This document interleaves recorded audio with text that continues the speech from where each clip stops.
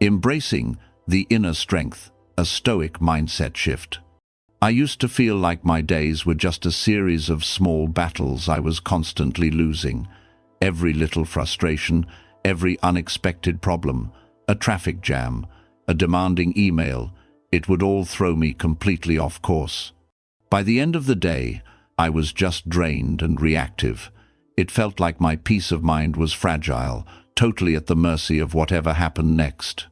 I was living in a constant state of low-grade anxiety, just waiting for the next thing to go wrong. But then I started to wonder, what if the key to winning wasn't about controlling the world around me, but about controlling the world inside me?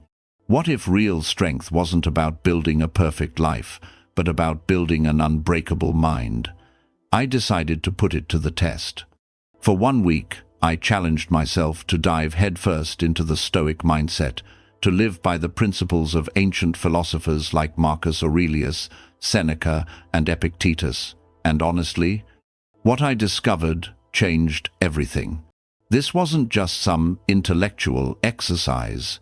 It was a hands-on experiment with my own life as the laboratory. For 7 days, I committed to practicing the core ideas of Stoicism, an ancient philosophy that isn't about crushing your emotions, but about understanding and guiding them with wisdom. It's not about becoming a stone, indifferent to everything. It's about becoming a fortress, resilient and calm, even when things get chaotic. The goal was never to stop feeling. The goal was to stop being controlled by my feelings. It was to respond to life's challenges with clarity and composure, instead of just reacting with gut emotion. Let's face it, the modern world is a lot. We're constantly bombarded by notifications, expectations, and the perfectly curated lives we see on social media. We're told to hustle harder, want more, and never be satisfied. It's a perfect recipe for feeling anxious and perpetually unhappy. Stoicism, I learned, offers a radical antidote to all of that. It's like a 2000-year-old operating system for the mind that feels more relevant now than ever. It teaches that our biggest battle isn't with our boss, our bank account, or the state of the world. It's with our own thoughts and judgments. As the Roman emperor and one of history's great Stoic thinkers, Marcus Aurelius, wrote to himself, "You have power over your mind, not outside events. Realize this, and you will find strength." So, with that in mind, my week began. I wasn't just going to read about Stoicism, I was going to live it. I wanted to see if these ancient ideas could genuinely change how I saw the daily struggles that used to feel so huge. This is the story of that week. The first pillar, mastering the dichotomy of control. My first, and maybe most important, challenge was to really internalize the core of Stoicism, what the philosopher Epictetus called the dichotomy of control. The concept sounds simple. Some things in life are up to us, and some things just aren't. So what's in our control? Our thoughts, our judgments, our choices, and our actions. That's pretty much it. What's not? Well, basically everything else. The weather, the economy, what other people think of us, getting stuck in traffic, and even how our best efforts ultimately turn out. The Stoics argued that most of our suffering, our anxiety, our anger, our frustration comes from mixing up these two categories. It's born from trying desperately to control things that are, by their very nature, uncontrollable.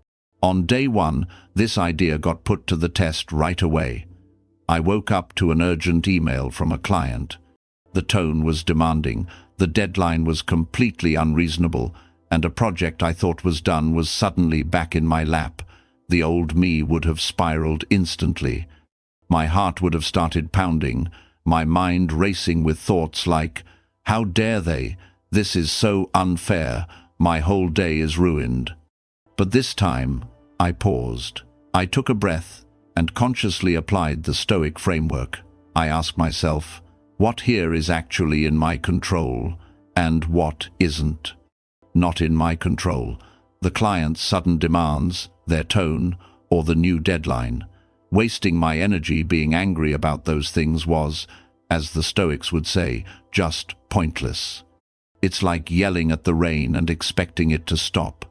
Within my control, my emotional response, my choice not to take their tone personally, how I decided to organize my day to handle the new work, the clarity and professionalism of my reply, my entire attitude about it, just separating things like that. It was a game changer. It was like a switch flipped in my brain. The storm of emotion died down, and in its place I felt this calm clarity. The problem itself hadn't vanished, but my relationship to it had completely changed. I was no longer a victim of my inbox. I was in charge of my response. I spent my energy on a plan, not on fuming. The feeling wasn't one of giving up. It was one of deep empowerment. I realized my inner peace didn't have to be a casualty of someone else's chaos. It was mine to protect. That was the first crucial shift. Moving from reacting to responding, the proactive shield, practicing negative visualization. By day 3, I was ready for one of the most misunderstood, yet powerful, Stoic exercises. Premeditatio malorum, or the premeditation of bad things. I know, it sounds pretty grim, but it's actually an incredible psychological tool for building resilience and, strangely enough, for finding gratitude. The practice, which Seneca was a big fan of, involves taking a moment each morning to imagine things going wrong. This isn't about being a pessimist. It's more like a strategic rehearsal. You might picture spilling coffee on your shirt right before a big meeting, your computer crashing during a presentation, or getting some tough feedback on your work. You can even think about bigger things, like losing your job or dealing with a health scare. The purpose is twofold. First, by thinking about these worst-case scenarios in a calm, controlled way, you strip them of their power to shock and scare you. You've already been there in your mind, and you've seen that you can handle it. It's like an inoculation against fear. Second, after spending a few minutes thinking about what you could lose, you open your eyes and see everything you have. The simple fact that none of those bad things have happened becomes a source of real joy and gratitude. My practice on Wednesday morning was straightforward. I sat with my coffee before looking at any screens and just thought, what could go wrong today? I imagined my internet cutting out. I pictured a project I was proud of getting rejected. I imagined a tough conversation with a friend going badly. I let myself feel a little sting from each of those imaginary events. Then I opened my eyes. My Wi-Fi was humming along. My project was safe. My friendship was solid. The contrast was amazing. The ordinary, simple state of things not going wrong suddenly felt like an incredible gift. The gratitude wasn't just a nice idea. It was a feeling, deep in my gut. Later that day, a mini version of my visualization actually happened. A video call I was leading was a technical nightmare. The connection kept dropping, and you could feel the frustration building. The old me would have gotten flustered, apologetic and stressed out. But because I'd already rehearsed a version of this failure in my mind, my reaction was totally different. I felt calm and prepared. Instead of panicking, I was able to laugh it off, switch to a backup plan, and lead with composure. I had blunted the emotional hit of the setback before it even happened. This exercise taught me that real strength isn't about hoping for a smooth road. It's about preparing your mind to handle a rocky one. If this idea of being mentally prepared is resonating with you, and if you like the thought of changing your relationship with life's challenges, do me a favor and hit that like button. It lets me know you want more of this kind of practical philosophy, and it helps other people who might be feeling overwhelmed find their way here. The inner dialogue, the art of Stoic journaling. As the week went on, My evenings were for another cornerstone of Stoic practice, journaling. But this wasn't a Dear Diary entry where I just listed what happened. Stoic journaling is an active, honest conversation with yourself. The best example we have is Marcus Aurelius's Meditations, which he never meant for anyone else to read. It was his personal workbook for becoming a better person. The goal of this nightly review is to look at your day through the lens of Stoic virtues, wisdom, courage, justice, and self-discipline. It's about self-examination, not self-judgment. The key question isn't, what happened to me today, but how did I respond? Did I act with kindness? Did I face a challenge with courage? Did I let anger or jealousy get the best of me? Did I remember to separate what I could control from what I couldn't? On Friday evening, I wrote about an interaction that had been bugging me. A colleague made a passive-aggressive comment in a meeting. My immediate gut feeling was irritation, but the journal pushed me to look deeper. First, I just wrote down what happened, stripping away my emotional story. Then, I analyzed my reaction. My internal response was anger. Was that anger helpful? Nope. Was it virtuous? Definitely not. It was just my ego feeling a bit bruised. I asked myself, how would a wiser, better version of myself have handled that? Maybe with understanding, realizing that my colleague's comment probably came from their own stress or insecurity. Maybe with self-discipline, choosing not to add my own negativity to the situation. I realized my inner peace was disturbed, not by their words, but by the meaning I gave them. This process was so clarifying. It wasn't about being a doormat. It was about taking full ownership of my own inner world. The journal became my training ground. Each night, by reviewing the day's game tape, I was coaching myself to be better for tomorrow's challenges. It started to reveal my go-to emotional patterns, the things that triggered me, and the stories I told myself. And by shining a light on those unconscious habits, I could finally start to change them on purpose. I began to see that every single moment of the day, no matter how small, was a chance to practice being better and to strengthen my character. The Forge of Fortitude, embracing voluntary discomfort. As I got to the end of the week, I knew I had to try one of the most challenging Stoic practices, voluntary discomfort.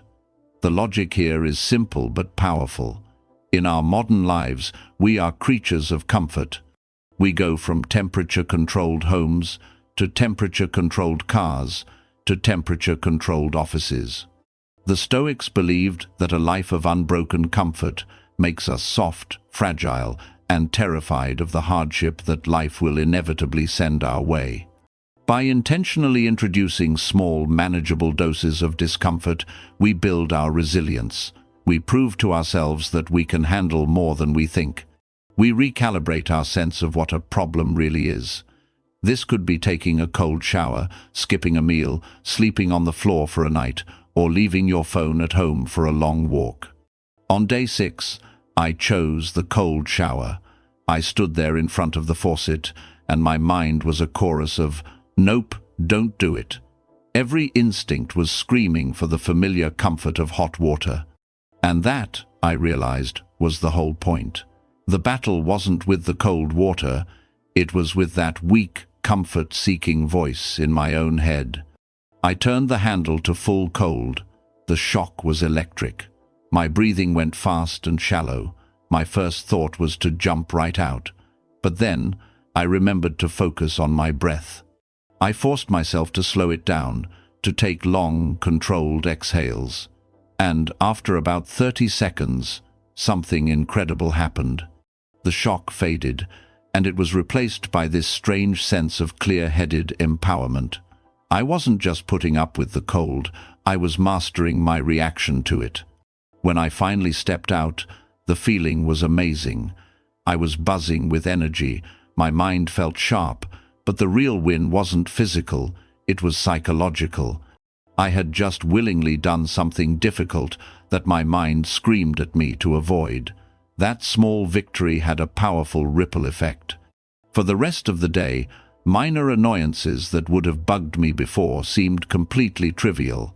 A long line at the store? A rude driver? That was nothing compared to the challenge I had already chosen to overcome that morning. I had built a little bit of what the Stoics call mental fortitude. I had shown myself, in a very real way, that my well-being didn't depend on external comfort. I was tougher than I thought. The climax, the ultimate breakthrough, amor fati. My final day, day 7, brought everything together. It led to the biggest breakthrough of the week, and it came from a Stoic concept called amor fati, a Latin phrase that means a love of one's fate. This isn't just about passively accepting what happens, it's the next level.